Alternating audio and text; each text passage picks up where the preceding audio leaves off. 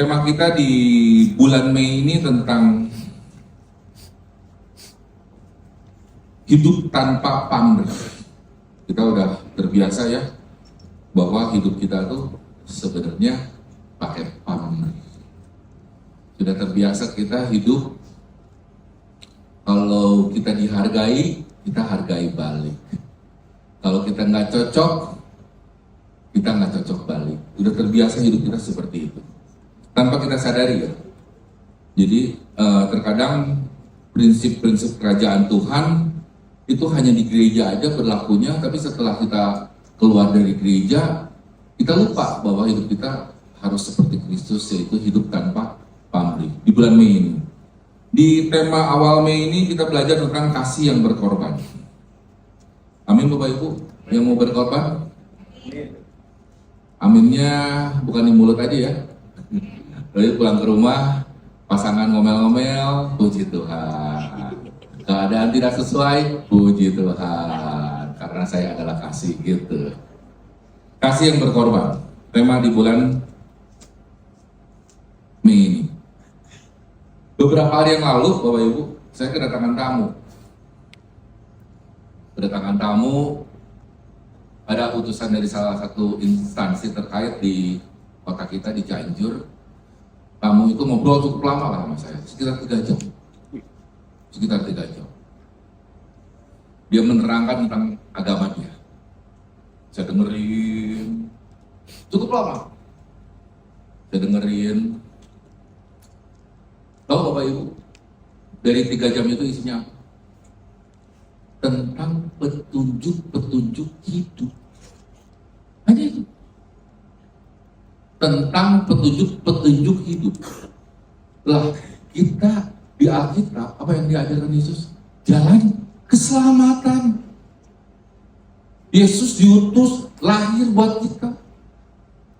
Firman Tuhan yang luar biasa hidup bagi kita yang terhubung dengan Tuhan ya. Pasti pas kita baca luar biasa hidup. Tapi kalau kita enggak terhubung dengan Alkitab kita, yang kita baca apa? Tulisan aja. Tapi kalau kita sudah terhubung dengan Tuhan, sudah mengerti isi hati Tuhan, bukan yang hanya pinter demonstrasi tentang karunia, bukan yang hanya pinter tentang talenta-talenta yang kita tunjukkan kepada dunia, tapi kita mengerti isi hatinya Tuhan, kita akan paham bahwa Alkitab itu hidup. Jadi kasih yang sudah Tuhan berikan buat kita tuh nyata loh di dalam hidup kita, biarpun kita belum mau melakukannya, tapi kita tahu ini benar. Itu penting poin. Ini benar gitu. Bukan hanya petunjuk, tapi ini kebenaran hidup.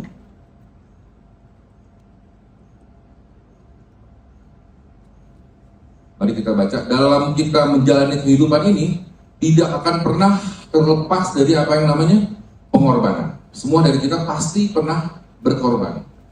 Cuman sampai mana kita berkorbannya?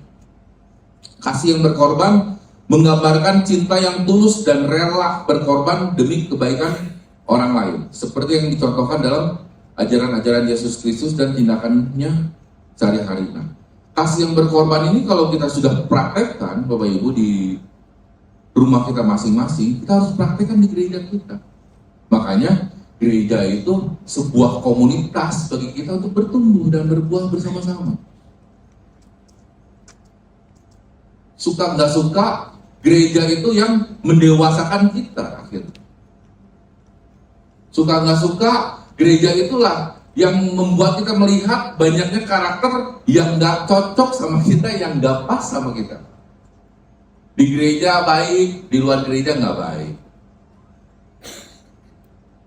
Atau pola pikirnya pada saat kita mau Natal, mau Paskah, atau mau Jumat Agung, atau mau apapun itu, ada hal-hal yang nggak pas pelayanannya dengan kita. Nah, kasih itu apa sih? Kalau kita rela berkorban, bukan hanya mati buat Kristus saja, Bapak Ibu, secara fisik, tapi apa? Matikan ego kita juga. Amin. Jadi kita belajar di gereja ini mematikan ego kita, kesombongan kita, hal-hal yang kita anggap benar. Karena yang benar hanya firman Tuhan.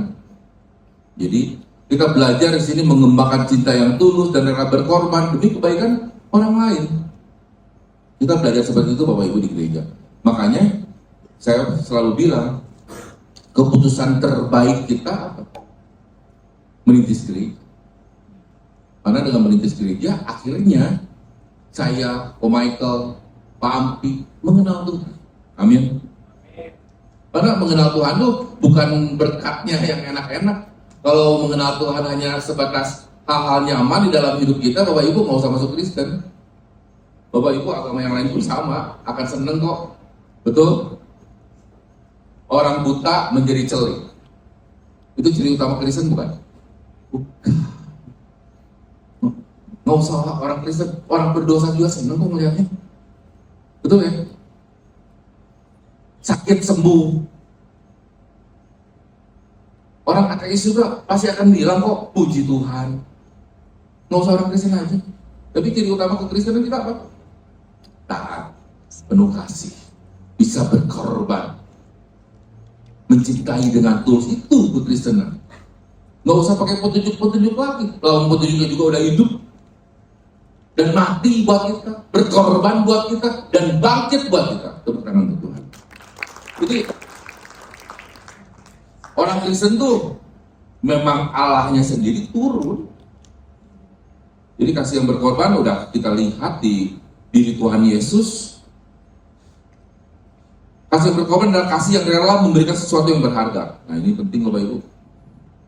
Seperti kenyamanan kita, kepentingan atau kebahagiaan pribadi. Inilah bentuk kasih yang tidak egois, tetapi didasari oleh keinginan tulus untuk melihat orang lain diberkati, meskipun itu berarti harus kehilangan sesuatu untuk diri kita sendiri. Jadi kita sebagai seseorang yang mungkin di sini ya Bapak Ibu ya, ada yang, oke, saya sudah sering loh berkorban hal-hal waktu, kenyamanan saya. Berarti saya udah cukup lah ya kalau saya disakiti sama orang lain berkali-kali, saya udah gak perlu berkorban lagi ya, karena saya udah banyak melakukan pengorbanan ini.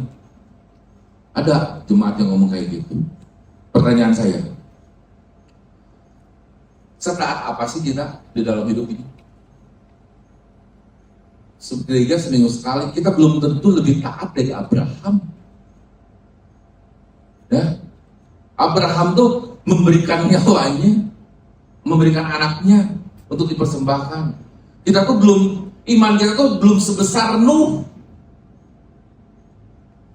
yang tidak terlihat, tapi disuruh bikin bakar, dia bikin bakar dulu. Kita belum seperti itu.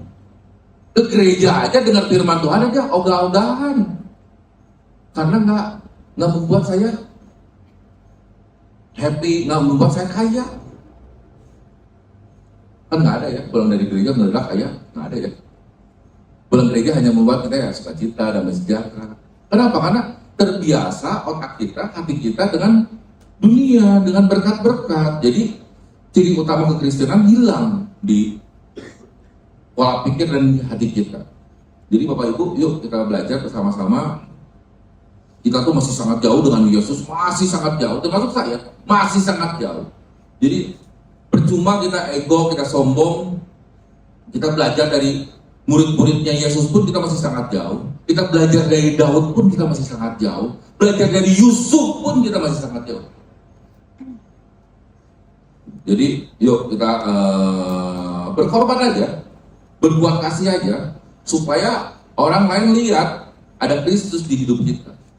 Menginjil itu bukan hanya ngomong aja.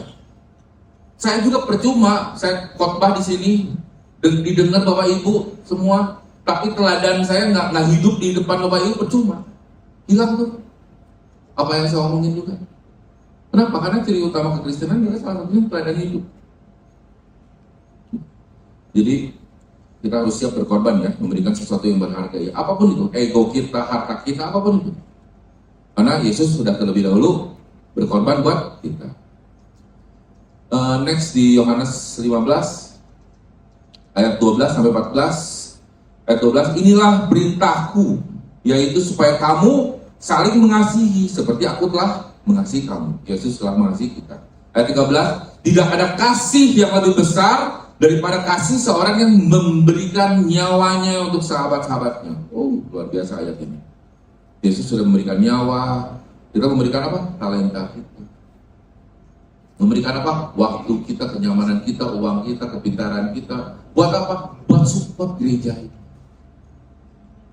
Supaya gereja ini bisa mandiri, bisa dewasa.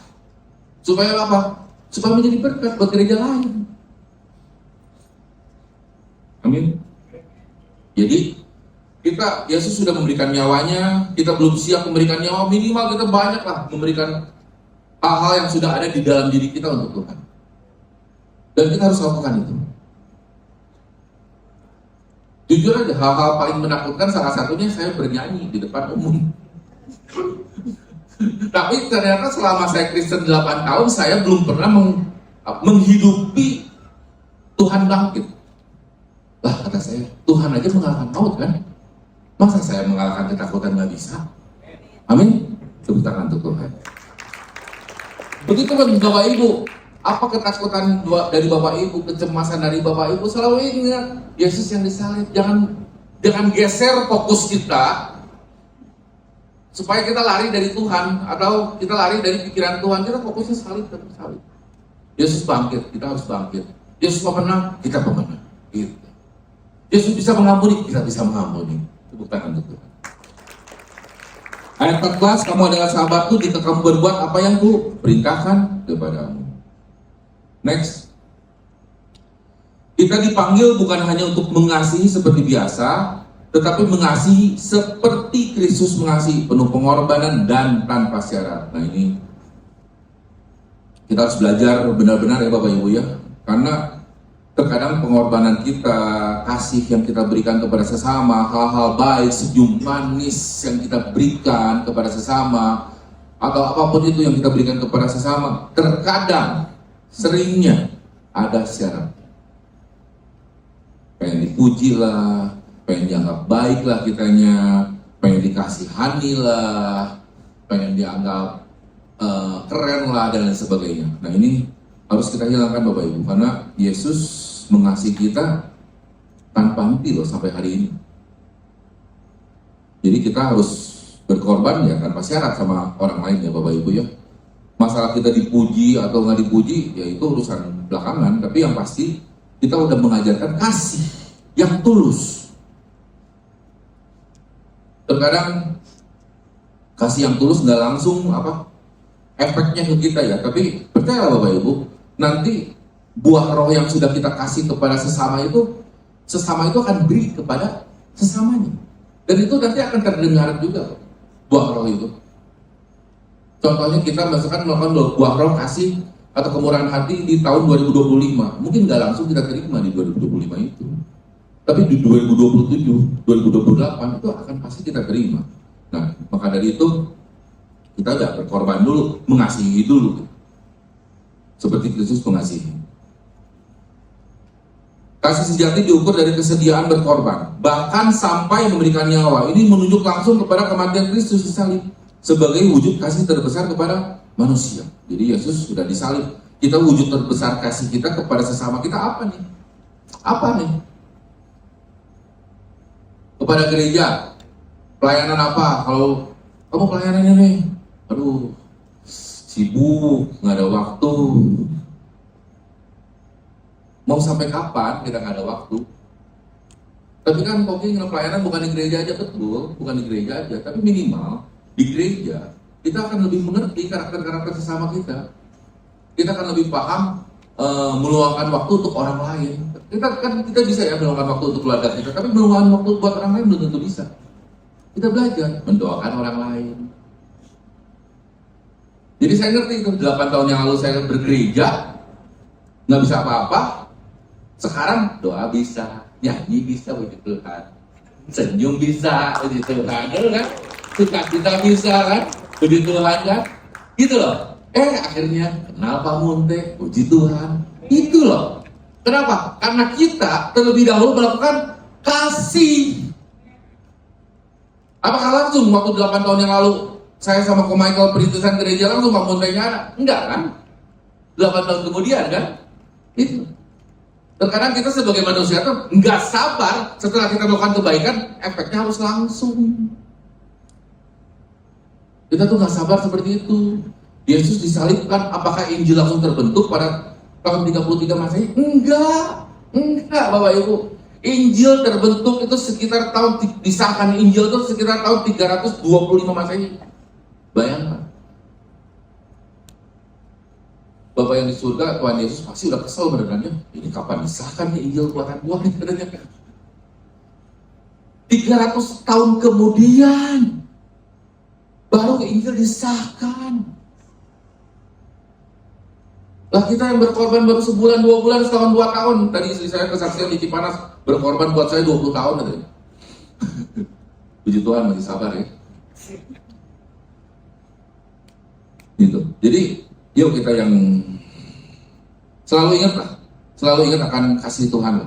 Oh, kata Koking waktu khotbah, nah, Yesus aja yang sudah berkorban tahun 33 Masehi, Injilnya aja baru disahkan tahun 300, saya lupa 325 atau 375, 300 kemudian. Berarti kalau ada masalah di keluarga saya, sabar aja, senyumin aja. Ciri utama orang Kristen bukan marah-marah, bukan muka cemberut, amin. Tapi suami saya tetap nggak berubah, biarpun saya cantik terus baik hati, senyum saya nggak berubah, biarin aja, yang rugi ya, yang penting kamu suka cita sama Tuhan, amin. Oh gitu. Kasih sejati diukur dari kesediaan berkorban, bahkan sampai memberikan nyawa ini untuk langsung pada kematian Kristus. Oh, udah. Persahabatan dengan Yesus bukan sekedar perasaan dekat. Nah, ini dia. Terbanyak kita perasaan terkadang di hidup kita tuh selalu yang utama ya, logikanya di bawah terkadang. Tapi dinyatakan dalam ketaatan terhadap perintahnya. Mengasihi kata sahabat menunjukkan hubungan yang dekat dan saling mempercayai, bukan hanya bawahan, tapi tetap dengan ketaatan. Sangat penting Bapak Ibu untuk ketaatan ini. Kita belajar semua karena di gereja ini ya kita harus belajar taat. Belajar salibkan dosa kita. Tanpa ketaatan kita tuh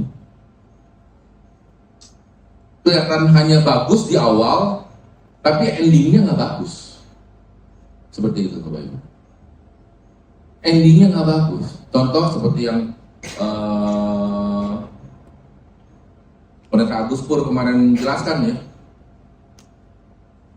Raja-raja yang sombong, Raja Nebukadnezar yang sombong, kita yang sombong, sampai saat ini kita sombong. Termasuk yang lagi bicara itu masih sombong. Nah kita harus sadar itu Bapak Ibu. Jangan sampai kita nggak berusaha taat karena berusaha benar sendiri di dalam hidup kita. Kita merasa bahwa oh pelayanan tuh hanya di mimbar gitu. Yang lainnya tuh salah, waduh saya berdosa. Jangan mentang-mentang saya di mimbar bahwa pelayanan yang terbaik itu di mimbar. Oh enggak Bapak Ibu. Semua pelayanan itu baik asal ujungnya Kristus. Amin. Apapun itu. Asar bisa lebih baik, sangat bisa lebih baik. Kenapa? Karena yang senyum pertama itu Asar. Yang tadi senyumin saya pertama siapa? Ivan. Amin. Berarti yang melakukan firman Tuhan awal mula tuh sebelum orang masuk tuh siapa dulu? Si Ivan dulu. Iya kan? Gitu. Jadi suka orang salah bahwa yang paling diberkati hanya pendetanya enak aja. Enggak lah, sama-sama. Kebetulan aja saya di sini. Tapi puji Tuhan sih kayaknya bulan Juni ya saya naik jadi singer. Haleluya. Yang khotbah nanti beda lagi yang lain. Saya bagian singer dan song leader. Saya udah lolos kata Bang Parle ya, saya udah lolos. Kasih yang berkorban bersifat universal. Galatia 6 ayat 9 sampai 10. Janganlah kita jemu-jemu berbuat baik karena apabila sudah datang waktunya kita akan menuai. Amin. Amin. Tahan nggak? Nunggunya. Amin. Ya, di padang gurun itu proses. Banyak di antara kita masih di padang gurun. Kenapa? Karena kita nggak berusaha taat dengan firman Tuhan. Kita berusaha taat dengan apa? Pikiran-pikiran kita. Pak Timotius Arifin bilang apa? Tidak tanya Tuhan berarti kita dosa. Sombong. Begitu. Janganlah kita jemu-jemu berbuat baik karena apabila sudah datang waktunya kita akan menuai. Amin. Jika kita tidak menjadi lemah. Ayat 10, karena itu selama masih ada kesempatan bagi kita, marilah kita berbuat baik kepada semua orang. Berbuat baik itu bukan hanya bantu secara materi Bapak Ibu ya, jangan sampai salah loh. Berbuat baik itu yang tadi hal simple, senyumin orang, doain orang, datang, apapun itu. Pokoknya yang ujungnya menyenangkan Tuhan, bukan menyenangkan diri kita, itu berbuat baik. Jadi kita belajar ya, kita sebuah komunitas nih di gereja ini nih, hal-hal yang kurang baik di dalam diri kita, kita saling introspeksi diri kita, bukan menghakimi, tapi saling mengintrospeksi diri kita bahwa kita pun masih sangat belum sempurna. Yang khotbah pun sangat jauh dari kata sempurna. Yang sempurna hanya Yesus. Kita hanya belajar. Kebetulan pelayanan saya di sini. Next. Kita diajak berbuat baik kepada semua orang, meskipun harus berkorban kepada keluarga seiman, membangun tubuh Kristus menjadi kesaksian bagi dunia. Tetap berbuat baik dalam kasih tanpa menyerah. Paulus mengingatkan bahwa dalam perjalanan iman, kita kadang merasa lelah atau kecewa. Wajar Bapak Ibu, sering kita merasa lelah dan kecewa. Saya sendiri pun masih sering seperti itu. Karena kebaikan kita belum terlihat hasilnya. Masih, saya pribadi masih seperti itu. Tapi puji Tuhan, sekarang saya udah mengerti bahwa saya hidup bukan untuk supaya mata saya melihat, bukan. Saya melihat hidup saya harus beriman. Tanpa melihat, kita percaya itu pasti terjadi. Gitu. Kita percaya bumi adalah ciptaan Tuhan. Oleh firman-Nya kita percaya. Biarpun kita tidak melihat. Jadi kita harus belajar iman kita bertumbuh. Tetapi Tuhan berjanji ada waktu menuai. Hasil dari kebaikan itu akan datang pada waktunya, bukan waktu kita. Gunakan waktu dan kesempatan secara bijaksana. Nah, ini penting nih. Gunakan waktu dan kesempatan secara bijaksana. Ini yang backgroundnya pengusaha ini rata-rata jago banget. Gunakan waktu dan kesempatan secara bijaksana. Jangan tunda-tunda berbuat baik. Bila ada kesempatan hari ini untuk menguatkan, membantu, mendoakan, lakukanlah segera. Jadi, Bapak Ibu, itulah gereja. Kita bergereja tuh backgroundnya masing-masing berbeda.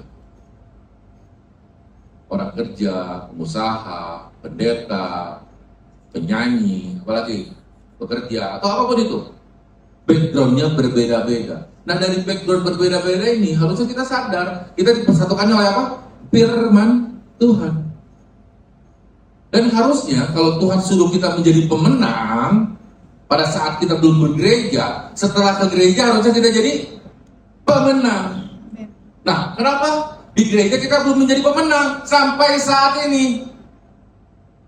Karena prioritas kita siapa? Ego kita. Belum Yesus yang menjadi prioritas hidup kita. Itu Bapak Ibu harus paham itu ya. Jadi kenapa kok hidup kita belum berubah kok ini? Karena ego kita masih menguasai hidup kita. Enggak, udah Tuhan. Bohong. Tuhannya 2 jam doang. Jam 12 sudah. Udah beres jam 12. Gimana gue? Hidup gue. Jadi gunakan waktu dan kesempatan secara bijaksana. Tujuan kecil kita apa tuh? Kita berdoa sama Tuhan. Sembari kita belajar di komunitas gereja ini. Belajar firman, belajar pengetahuan, belajar penjangkauan ke Pak Tony. Seperti itu. Hal-hal yang membuat kita berkembang. Contoh mengunjungi orang sakit. Dulu kalau mengunjungi orang sakit saya paling serem, Bapak Ibu. Serem. Kenapa? Takut disuruh doa. Jadi kalau mengunjungi orang sakit, panggil dulu yang depan. Saya paling belakang, Pak. Saya dukung dalam doa, Pak. Enak aja lo dukung dalam doa. Lu aja nggak paling depan katanya. Memberikan dukungan kepada teman yang sedang berjuang, memberkati orang yang kekurangan. Amin. Next, kasih yang berkorban. Yang kedua, tidak takut. Nah, kita sering hitung-hitungannya. Melakukan kasih. 1 Yohanes 4 ayat 18 dan 21. Ayat 18. Di dalam kasih tidak ada ketakutan. Kasih yang sempurna melenyapkan ketakutan. Sebab ketakutan mengandung hukuman, dan barang siapa takut ia tidak sempurna di dalam kasih. Takut itu sifat orang Kristen atau bukan? Bukan. Selalu ingat, orang Kristen pemaaf, pengampun, murah hati. Lihat Daud, tidak takut. Oh Bapak Ibu, Daud itu awal mulanya nggak disuruh perang kan? Enggak. Daud itu disuruh sama bapaknya Isai, disuruh apa? Ngantar makanan buat kakak-kakaknya. Tapi Daud tahu, wah dia rela berkorban. Dia tidak takut. Lah kita kadang menghadapi pasangan aja takut ya. Buru-buru medan perang yang sesungguhnya. Jadi Yuk kita belajar kasih yang sempurna, kita lenyapkan ketakutan-ketakutan kita belajar seperti Daud, kita belajar seperti Yusuf, seperti Yesus, seperti Rasul Paulus, bahwa hal-hal ketakutan itu berasal dari apa? Dari ego kita, dari kesombongan kita. Karena Yesus nggak mengajarkan itu. Kita mengajarkan untuk taat, untuk penuh semangat, sukacita, damai sejahtera. Pokoknya Yesus itu hanya mengajarkan buah roh. Yang di luar dari buah roh itu salah. Jadi kita harus ngerti itu Bapak Ibu, bahwa kita itu hidup itu untuk memproduksi buah roh, bukan memproduksi ego. Jadi kalau buah roh kita tambah kecil, bahkan hilang, ada kan? Tanya ke gembala atau ke gembala komsel atau ke siapapun itu. Saya nggak ada kemurahan hati. Tolong doakan saya supaya saya ada kemurahan hati. Saya nggak ada penguasaan diri nih, marah-marah mulu nih. Tolong doakan saya. Saya ada masalah nih di kehidupan ekonomi saya. Tolong doakan saya. Minta bantu sama orang lain gimana caranya biar hidup kita berkembang dan bertumbuh. Itu anak Tuhan, rendah hati, sadar akan kekurangan dirinya seperti apa. Bukan hanya begini aja, pintar begini, tapi kita harus paling jago tuh begini sebenarnya. Itu loh. Tepuk tangan untuk Tuhan. Dan perintah ini kita terima dari Dia, barang siapa mengasihi Allah, ya harus juga mengasihi saudaranya. Amin. Next. Tanda pertama saat kita memiliki kasih yang dikaitkan dengan berkorban adalah kita tidak memiliki ketakutan. Jelaslah ini sangat menggambarkan eksistensi Tuhan di dalam hidup kita. Di sini kita butuh pola pikir yang benar dalam menerapkan kasih Tuhan. Dalam hidup ini pengorbanan yang kita tunjukkan dalam sikap kasih yang tulus kepada sesama akan membuat kita semakin rindu untuk melihat aliran-aliran kasih ini menjalar kepada setiap orang yang telah menerima kasih kita. Jika pengorbanan ini diterapkan dengan motivasi yang tulus untuk Tuhan, pasti kehidupan kita akan semakin diangkat lebih tinggi lagi di hadapan Tuhan dan sesama. Amin ya Bapak Ibu ya. Jadi kalau kita berkorban buat pasangan kita, buat sesama kita, buat gereja, buat siapapun itu, kita harus motivasinya harus jelas buat Tuhan. Dan yang terpenting tulus. Karena orang tulus itu pasti nyampe apa yang diomonginnya kepada sesamanya gitu. Tapi kalau kita mempunyai motivasinya yang nggak tulus, mungkin hanya awal aja terlihat indah, tapi lama-kelamaan kita akan mengerti, oh ini maksud teman kita kok seperti ini toh, dan sebagainya. Jadi Bapak Ibu belajar yuk kita tulus seperti Tuhan yang udah tulus. Biarpun kita berdosa, berjahat kepada Tuhan setiap jamnya, Tuhan tuh tetap tulus. Nggak ada bilang begini loh, kok Ucup sama saya, misalkan saya yang berdosa, kok Ucup orang baik, Poking karena Poking orang jahat, orang nggak baik, saya kasih ketulusannya, kasih napasnya, ngapain aja semenit 30 detik, misalkan saya 10 kali napas, Ucup misalkan karena orang baik, dikasih normal, kan nggak begitu, sama aja kan? Sama aja. Jadi kita pun harus mengerti bahwa karya-karya terbesar Tuhan itu udah ada di depan mata kita, udah ada di kacamata kita sendiri sekarang nih, udah bisa lihat. Nggak usah cari-cari lagi, Google lagi. Jadi kita harus paham itu ya Bapak Ibu ya, kita jangan selalu cari kebenaran untuk membenarkan diri kita gitu. Dengan melihat kepada pokok ajaran Kristus tentang kasih dan pengorbanan, maka kita dapat melihat suatu tuntunan sempurna mengenai kehidupan yang berdampak. Bagi banyak orang, dengan demikian kita dapat menerapkannya sesuai dengan yang Tuhan ingin kita kerjakan di dalam hidup ini. Next. Kasih yang berkorban mulai dari hal kecil. Lukas 16 ayat 10 sampai 11. Ayat 10, barang siapa setia dalam perkara-perkara kecil, ia setia juga dalam perkara-perkara besar. Dan barang siapa tidak benar dalam perkara-perkara kecil, ia tidak benar juga dalam perkara-perkara besar. Latihan di gereja,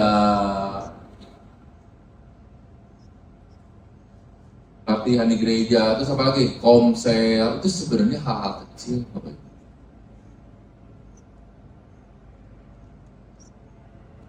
Sebenarnya hal-hal kecil yang hanya membuang waktu kita mungkin sekitar 2 jam atau 3 jam aja. Jadi kalau Bapak Ibu sok kaliin 24 satu hari kaliin 7 berapa? Nah, kita sekarang komsel datang, ke gereja datang, ngabisin waktu berapa jam sih? Ya kan? Jadi perkara-perkara kecil itu jangan sampai yang menyenangkan Tuhan itu jangan sampai kita lewatkan, Bapak Ibu. Ini hal sepele ya, misalkan di gereja ya. Perkara-perkara kecil itu. Jadi, kenapa kita harus melakukan dengan setia perkara-perkara kecil yang sudah Tuhan sediakan? Supaya apa? Supaya kita menjadi taat. Supaya apa? Supaya kita menjadi sabar. Supaya kita menjadi, pas komsel ada temen yang kita nggak kenal, kita belajar loh dari kisah hidup dia. Bener kan? Pada komsel kita dengerin kisah hidup dia. Wah, puji Tuhan, saya sangat diberkati ya. Ada kesaksian, begitu loh. Ya kan? Ya seperti kita lah semua bergereja, saya pribadi bergereja sekarang di Rock Cianjur, terberkati banget. Mau orang itu senyum nggak senyum, saya terberkati. Kenapa? Masih mending dia masuk gereja dibanding dia masuk diskotik, betul? Ya kan? Jadi dengan kita melihat batang hidungnya, biarpun dia nggak mau memperlihatkan batang hidungnya, tapi kita tetap senang gitu ya. Oh, orang itu masih bagus lah dibandingin masuk diskotik kan, masih ke gereja gitu. Jadi kita harus setia ya. Jadi Bapak Ibu, saya pengen semua dari kita itu nggak ada, ini saya nggak dekat sama si ini, saya nggak rumahnya jauh atau apa. Bandingin deh, 24 jam kali 7. Bapak Ibu komsel itu cuma 2 jam, maksimal 3 jam. Itu tuh 3 jam tuh 2 jamnya sisanya cekak cikik, saya tahu itu. Obrolan yang membuat kita senang-senang aja, tapi nggak apa-apa. Kalau kita awal mulanya seperti itu nggak apa-apa, kita belajar untuk merendahkan hati kita. Ya, tepuk tangan untuk Tuhan. Jadi tolong dicatat GKK pulang ibadah, katanya mau masuk komsel semuanya. Amin. Coba berdiri GKK-nya coba, Pak Hari. Ganteng kan, Pak Ucup tuh. Ada yang Pak Isan Pak. Oh di Rocky, istrinya aja tuh berdiri. KKC Deli nggak ada ya di Sukabumi ya. Oh Yardi loh. Yardi berdiri Yardi. Anak-anak muda kalau mau gabung boleh tuh. Ganteng kan? Kita belajar ya dari hal-hal kecil ya. Kita komsel. Biarpun kita nggak cocok atau gimana mungkin karena kebiasaan kita berbeda. Tapi belajar. Saya juga dulu awal begitu ke gereja tuh awal mula. Sama Michael tuh dulu. Aduh kalau kita tuh backgroundnya pengusaha kan. Ya kan? Sekarang harus ngobrol dengan banyak orang yang beda-beda latar belakang. Kalau saya sama Michael mau ngobrol 5 jam juga oke-oke aja kan. Karena kan kita bidangnya sama. Terus pola pikirnya sama, kebiasaannya sama, bidangnya sama. Jadi ngobrol berdua tuh nyambung aja gitu. Tapi kalau dengan orang yang berbeda, latar belakang, bahasa, terus apalagi saya ngomong sama Michael Sunda ya. Saya ngobrol sama Dennis kan ngobrol bahasa apa? Jerman ya Dennis ya gitu ya. Korea sama adiknya. Sama adiknya.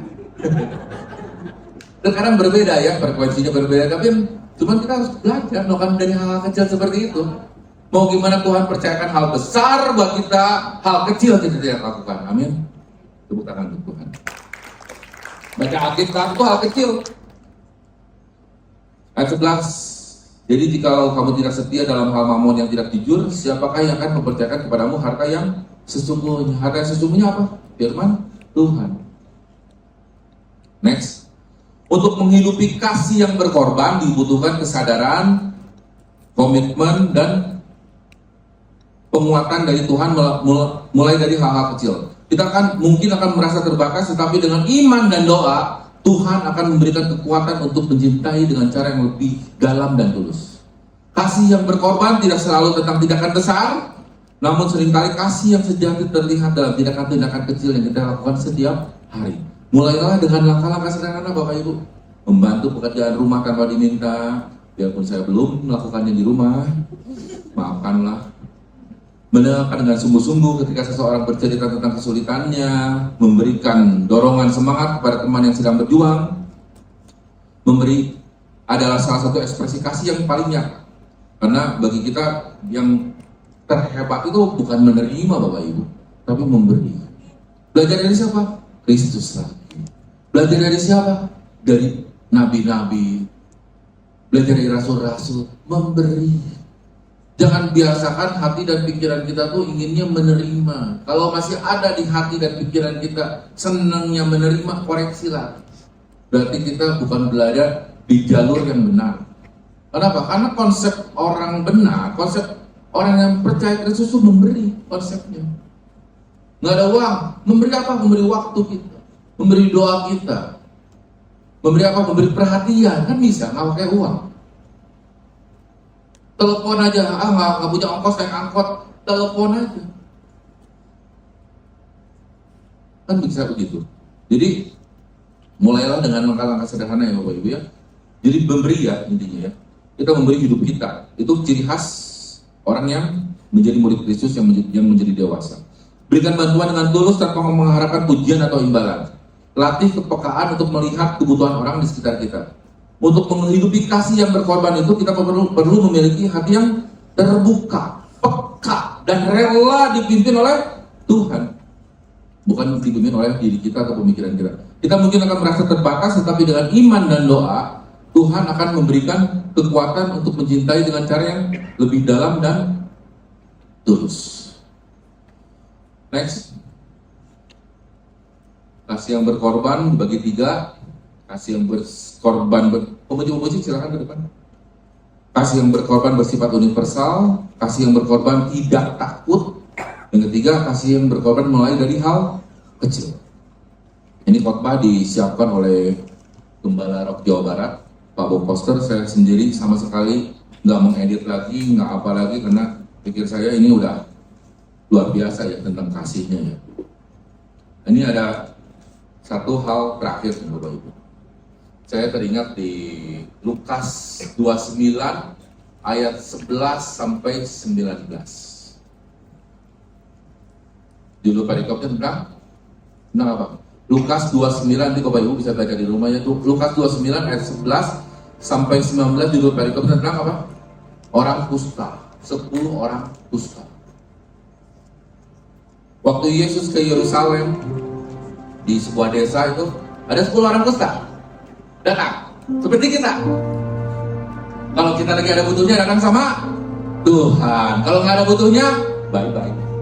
Saya lagi happy Tuhan, lagi flying to the moon, duit lagi banyak, rumah tangga lagi asik-asik, temen lagi banyak memuji, follower IG nambah 1000, perlu Tuhan tidak? Nggak. Dipuji sana sini, perlu Tuhan tidak? Nggak. Nah, 10 orang kusta tuh di kampung datang. Bapak Ibu mungkin sering dengar ya tentang tentang khotbah ini. Tuhan, kasihinilah aku, sayangilah aku, sembuhkanlah, kata orang kusta itu. Terus Yesus jawab, pergilah kamu kepada imam-imam dan kamu tahir, sembuh. Biasanya hidup kita tuh sampai di situ. Udah sembuh, puji Tuhan. Itu ciri utama orang Kristen, saya nanya. Bukan. Ciri utama orang Kristen apa? Sembuh, udahnya apa? Bertobat. Jangan beres disembuh doang.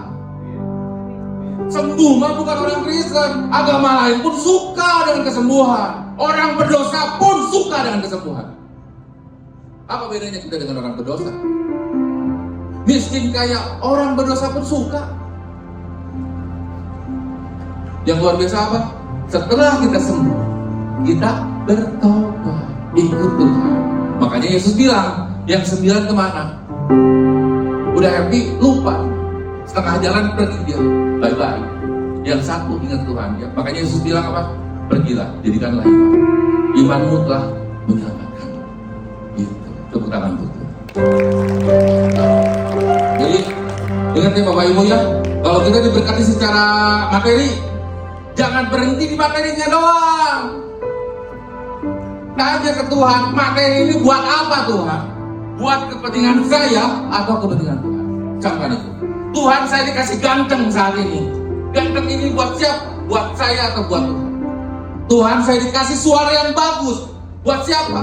Buat kemuliaan saya atau kemuliaan Tuhan? Biar kasih yang sudah Tuhan berikan, karunia yang sudah Tuhan berikan kepada kita berguna buat Tuhan dan sesama kita. Terpujilah nama Tuhan.